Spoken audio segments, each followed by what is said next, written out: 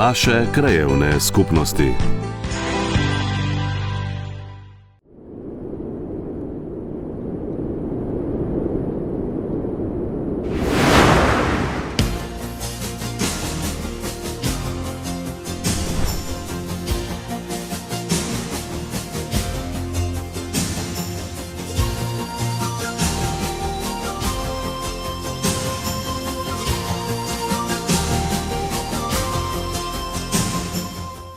Spoštovani gledalci in gledalke Studia Bistrica, lepo pozdravljeni.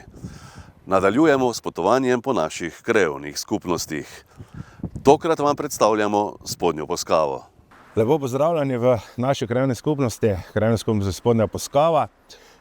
Naša krajevna skupnost v bistvu obsega nekako 8,5 kvadratnih kilometrov površine.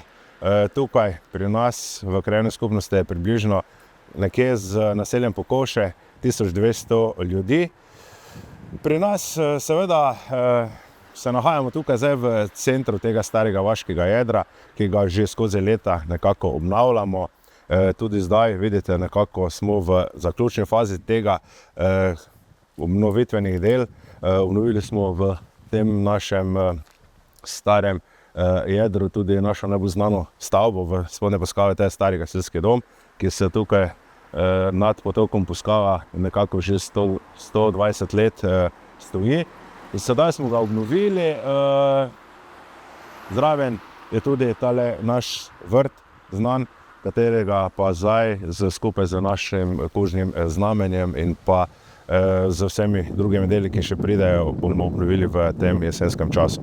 Če se navežemo na mandat, ki smo začeli leta 2018, ko smo nekako z nekim programom začeli naše delo, smo se potem nekako tudi na ta program orientirali in naš največji projekt v tem prvem mandatu je bil izgradnja kanalizacijskega omrežja v naselju Pokoše skupaj z vsemi deli, ki so zraven sovpadala z preasfaltitvijo tudi celotnega naselja Pokoše.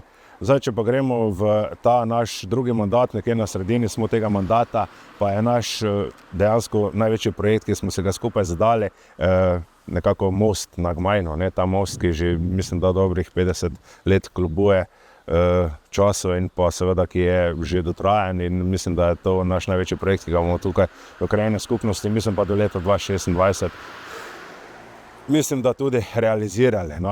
Zdaj, z drugi projekti, ki smo jih v preteklosti že naredili, je bilo sigurno v začetku tudi otroško igrišče zaigrali, ki smo ga nekako uredili, potem tudi obnovitvena dela, vsaki smo jih nekako v cestnem omrežju morali urediti, tudi vse druge stvari, ki so bile v naselju Pokoše.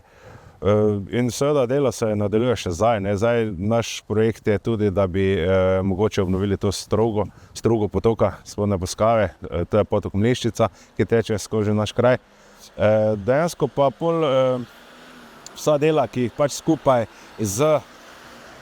načrtujemo z društvi, ker v naši krajevni skupnosti smo ponosni, da imamo tudi nekaj društev, s katerimi mi sodelujemo. V bistvu tudi v naši stavbi je velik delež teh društev, tako da jaz mislim, da je delo, ki ga skupaj z društvi, v društvi so krajani, ki se združujejo in pa potem na podlagi vseh teh želj in pa predvsem finančnih zmožnosti, katere imamo, lahko potem nekako kraj tudi urejamo in pa za njega skrbimo. Najbolj dejavno društvo v kraju je zagotovo prostovoljno gasilsko društvo Spodnja Poskava. Sem predsednik največjega društva na Spodnji Poskavi, to je prostovoljno gasilsko društvo Spodnja Poskava.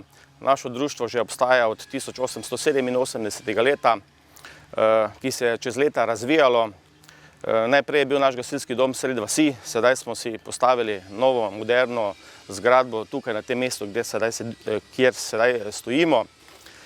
Naše društvo ima članstvo nekje 219 članov, se pravi, to je tudi od najmanjših pionirčkov, mladincev, potem tudi pripravnikov, kakor članov, operativcev in seveda veteranov. V Spodnji Poskavi smo udeleženi v vseh prireditvah, katere se v kraju dogajajo. Tu moram posebej izpostaviti Spodnjo Poskavsko poletje, kjer zelo smo skoraj da glavni nosilec te prireditve z pomočjo krajevne skupnosti. Potem pomagamo tudi vsem ostalim društvom v kraju, tako tudi Godba na Pihala, ko imajo svoj koncert za Božička, kakor tudi vsem ostalim društvom pri njihovih prireditvah, katere se v našem kraju dogajajo. Prav tako za krajevno skupnost in seveda za vse ostale naše krajane pomagamo pri vseh delih, ki jih pač potrebujejo. Tako da smo, mislim, da eden iz gonilnih členov v naši krajevni skupnosti. Za popestritev dogajanja na Spodnji Poskavi je poskrbel tudi Janez Kvaternik, bolj znan kot Janez Kamniški, ki se je pred 3 leti preselil v dvorec Frajštajn. Pozdrav in dober dan na takle sonce, tule na Frajštajnu. Par besed, da povem. Preden je ta stavba tule stala, je stal lesen grad, lesena utrdba, ki se je reklo Rosenberghof, katerega so pa Turki leta 1535 požgali, katerega je baron Janez Regal začel se pravi to odkupil, pa pozidal, in tale stavba je stala že leta 1575 nekako.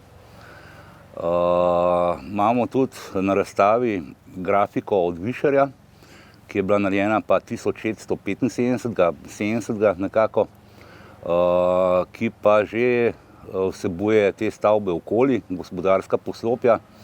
In ta gospodarska poslopja so bila nekako postavljena, da so ta gospodarska poslopja v bistvu tvorila obzidje. Ta grad, oziroma to ni grad, ampak je dvorec bolj, ali pa podeželska hiša, je posebne gradnje, piramidne strukture, prav posebnost v slovenskem prostoru, in osnova se že vidi od spodaj, ko je, če pogledamo stranice zunanje, so pod kotom, zdaj ne vem točno kjerim kotom, v glavnem pod kotom grajene, to pa zaradi tega, da podpirajo, se pravi, oboke, ki so tudi v najvišjem nadstropju. Pač ta grad je prehajal iz rok v roke. Zadnjič sem celo zvedel, da je bila tule tudi kasarna v času Avstro-Ogrske, in tukaj so bili prav dragonarji, se pravi konjeniki, in to je tudi ena od luštnih stvari za povedati za ljudi. Drugač pa leta 2022 je pač prišlo naše društvo sem, to je kulturno-umetniško društvo Klati Vitez. Prišli smo z Dolenjske, mi smo to zadevo že prej imeli. Ukvarjamo se pa predvsem z prikazom zgodovine, etnologijo, renesančnimi plesi, raznimi animacijami. Se pravi, jaz pravim, odkrivamo toplo vodo, prikazujem ljudem, kako se na roke naredi papir, kako se je nekoč tiskalo, kako se vrv splete na star način zopet, in še en kup enih stvari. Imamo tudi renesančne plese, in ker smo novi na tem področju, pa nas ljudje še ne poznajo, imamo en majčken problem ali pa velik problem, da nimamo še članov. Se pravi, da vabimo vse zainteresirane, ki jih zanima, se pravi, od plesov do mušketirjev, do vseh teh stvari, da se nam pač pridružijo. Najdete nas enostavno ali tule, ali pokličete na telefonsko številko, ali pa nas na Facebooku poiščete. Zdaj, kar se tiče te naše razstave, je stalna razstava, delovni čas je od 8 do 22 ure. Nismo pa, da bi imeli to skozi odprto, se pravi, da se je treba prej najaviti, vsaj 1 uro prej. In če smo tu, da se zmenimo, ker jaz zelo rad vodim obiskovalce v teh gvantih. Kar se tiče naše razstave, se deli na več sklopov. Prvi sklop je, se pravi, bitka pri Sisku in krajinski in štajerski strelci po Valvazorju oziroma mušketirji. Se pravi, imamo opis bitke pri Sisku, kdo vse je sodeloval, zakaj je do te bitke prišlo, zakaj je bila pomembna ta bitka in se pravi, zakaj Turki niso več vdirali toliko v Slovenijo kot prej.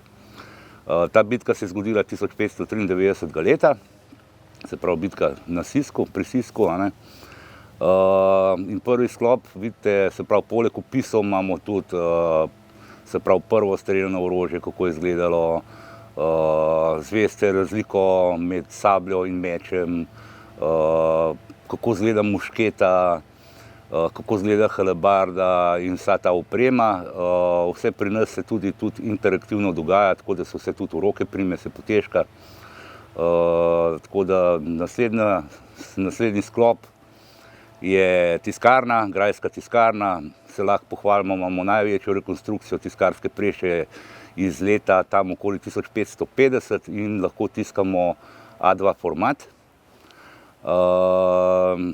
Se pravi, imamo tudi klišeje od prve slovenske slovnice, od Primoža Trubarja, se pravi abecednik. Imamo na voljo, na ogled tudi nekaj faksimilov, se pravi Dalmatinovo Biblijo, abecednik, prvo najstarejšo podobitev, se pravi ustoličevanja koroških knezov in še. Poleg tiskarne je tudi prikaz, kako so nekoč vezali knjige. Tudi praktično imamo lahko kakšne delavnice, ker tudi mi to počnemo. Poleg tega je pa še moja velika ljubezen, to je pa grboslovje oziroma heraldika.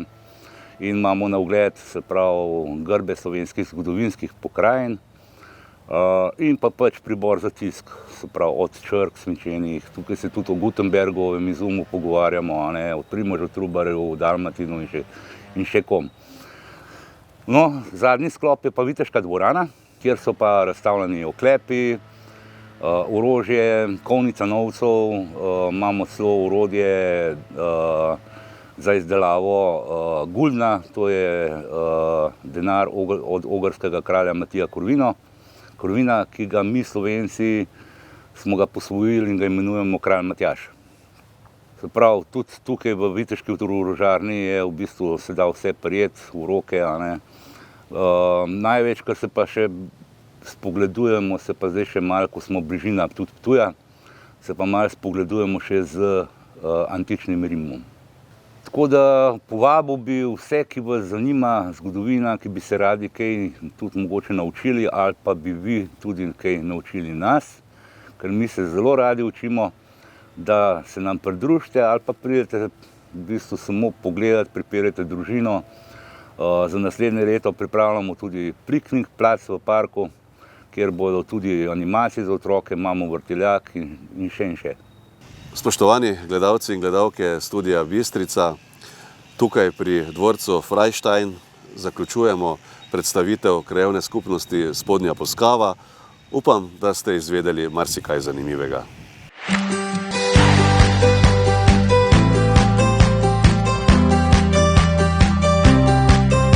Naše krajevne skupnosti.